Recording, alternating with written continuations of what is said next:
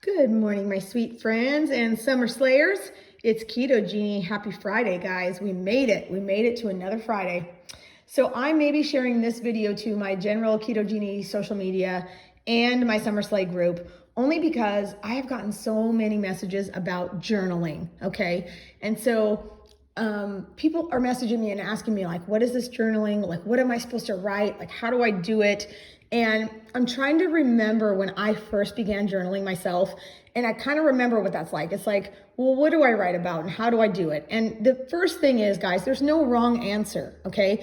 The journaling aspect of the summer challenge is just this place that you have where you're having this kind of honest conversation with yourself. And it's a place where you can vent. It's a place where you can write down goals. It's basically just a space for you to be with yourself. And it's sacred and nobody else reads it. And it's just a place to just get your feelings out and kind of manifest what you want as well. So I don't typically share my journal, obviously, but so I decided today that I would share the beginning stages of my journal for today so that maybe it can help somebody kind of understand, how to journal or how I journal. I mean, you may find your own style and your own way of doing it, so that's totally fine.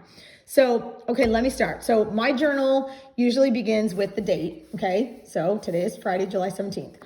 I typically will start with 3 things I'm grateful for. Guys, don't overthink this part, okay? Grateful for is like boom, boom, boom. Like what comes to you just off the top of your head, like organically, like when you say, you grab that pen and you start to write, okay? So this was mine for today. So things I'm grateful for. If you follow me, you know that I came home to a pet emergency and my poor pup Ginger was just a hot mess. So first thing I'm grateful for is that Ginger's eye looks better today. Okay. So second thing, I was sitting there drinking my coffee. I got a message from my amazing bestie Esperanza, who, typical of her, was like, "Good morning, friend. How's your day?" And you know what? It just reminded me, what am I grateful for? My amazing besties. I literally am so freaking lucky. I am such a lucky girl. I am so blessed to have the most amazing best friends that literally, and they're women friends. My besties are the kind of women who we lift each other up. We compliment each other. When somebody's down, we cheer them up. I have the kind of besties that always have my back, that always have my best interest at heart.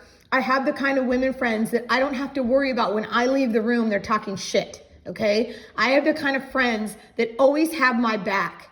And that is everything to me. They are everything to me. My girls, my tribe, my besties. And I'm not gonna name you guys. You know who you are. You freaking know, okay? But anyway, okay, I digress. So my amazing besties, boom. Number 2, okay? Number 3, coffee. Okay, guys, if you follow me, you know I love coffee. Coffee is boo, coffee is bae, coffee is whatever you want to call it, this month. But coffee is critical to my happiness, my success, my ability to hit my to-do list hard, my ability to work out, my ability to multitask. Don't judge me. If you don't like coffee, it's okay. But for me, I love coffee. And I love it in my cute little Southern Recipe small batch coffee mug they sent me. Boom. Okay. So guys, back to it. So that's simple, okay? Grateful. That's it. 3 things, okay? Next component I try to do is reminders, okay? So these are basically reminders to myself. And a lot of times if I come up with something that's just like really catchy or just really powerful, or I go, ooh, that's a kick-ass one, I will actually write it down on a sticky note or write it on my bathroom mirror directly with lipstick. Yes, I do that. You don't have to do that. I know a lot of people would find that like really weird. So you can use a sticky or you can just stick to the journal, whatever you are comfortable with. And I also got my nails done yesterday, y'all. Look, ooh. Okay, sorry. Anyway, reminders. So let's get into it. So reminder this morning, first thing off the top of my head, you are a badass. Yep, that's right. I'm a badass. Do I need a reminder? Not really, because I know I'm a freaking badass. Everybody knows I'm a badass, right? Right. And guess what? If you're hearing this and you're hearing the sound of my voice, you're a badass too. Because you know why? You're here. You're here doing Summer Slay. You're here on Keto Genie page. You're trying. You've taken that first step. You're going to attack this month, this 30-day Summer Slay with everything you've got, with all your determination. You're going to get some weight off. You're going to start feeling amazing. You're going to work out. So, hey, you're a badass too. Okay? Anyways, number 2. I am open to all opportunities and blessings coming my way. Okay. So there's a few things in the works for Keto Genie, and things are getting exciting, and I'm open to it, right? You have to be open to things that are coming your way, and you can't always have this negative mindset like, what if it doesn't happen? What if it falls through? Blah, blah, blah. So it's just a reminder to myself that yes, I'm open and I'm ready for all the great things that are coming my way with Keto Genie, with everything. The third one. So if you know me in real life, you know that recently I've become very attached to this saying. Okay. And the saying is, what's meant for me will never miss me. Okay. Let me read that again for the people in the back. What's meant for me will never miss me. Okay.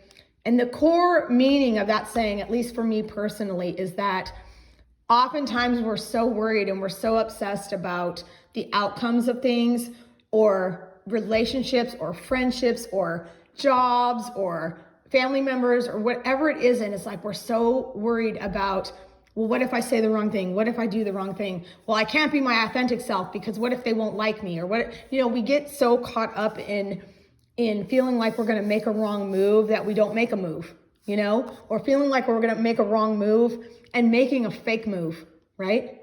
How many of you have done that? I know I've done it. And the bottom line is that what's meant for you will never miss you. Whoever is meant for you will never miss you. Okay? So this one is very powerful for me personally. And also it reminds me of another saying that I really, really love and I've come to embrace. And if you know me in real life, y'all, if you are part of my besties, if you're part of my tribe, trust me, you've heard this a million times from me. The saying goes, I love when the trash takes itself out. Yep. One more time. I love when the trash takes itself out. Okay. This one is just it speaks to me, and it's so powerful because the thing is, we as humans, we want control. We want control of things. We want control of people. We want control of outcomes. We want control of relationships. We want control, right? Because if we think that if we have control, that we cannot be hurt. We think that if we have control, we can prevent ourselves from having discomfort or experiencing heartbreak or being disappointed or being let down. And the bottom line is that you really, truly don't have control over a whole hell of a lot. But even when you look at a situation and you identify that situation as trash, okay? Whether that's a human, whether that's a relationship, a man, woman, boyfriend, girlfriend, husband, family member, job, it can be any kind of situation, okay? You might look at it and say, okay, this is trash. This isn't good for me. This isn't healthy. This isn't working. This isn't something that contributes to my happiness. This is trash. This trash has to go, okay? And we can be cognizant of that, and we can be aware of that, and we can totally understand that that's what needs to happen. But we want to decide when the trash goes out. We want to decide, okay? And sometimes the trash decides for us, and the trash takes itself out. And that's really hard. That's really hard to make peace with, because especially if it's a relationship or a friendship, you can find yourself sitting there beating yourself up and wondering, like, how can this person do this? Like, how can this person be so two-faced? How can this person be such a backstabber? And you sit there and you go over. All I've done is this for, try to be a supportive friend. All I've done is this, blah, blah, blah. And it becomes this vicious cycle where you're sitting there trying to understand why, and you're trying to get that closure, and you're trying to figure out why this person did this. And this is the thing, guys. Sometimes in life, you don't get closure. You don't get that neat little tidy wrap it up package where everything is like, I understand why you're leaving. You understand why I'm leaving. We're not gonna be friends anymore. Cool, whatever. Like, it just oftentimes in life doesn't happen because people are cowards, and people are afraid, and people are afraid to tell you to your face what they really feel and think. So if you have a situation like that, guys, and the trash is taking itself out, just try to breathe through it and understand that that situation or that job or that whatever is doing you a favor.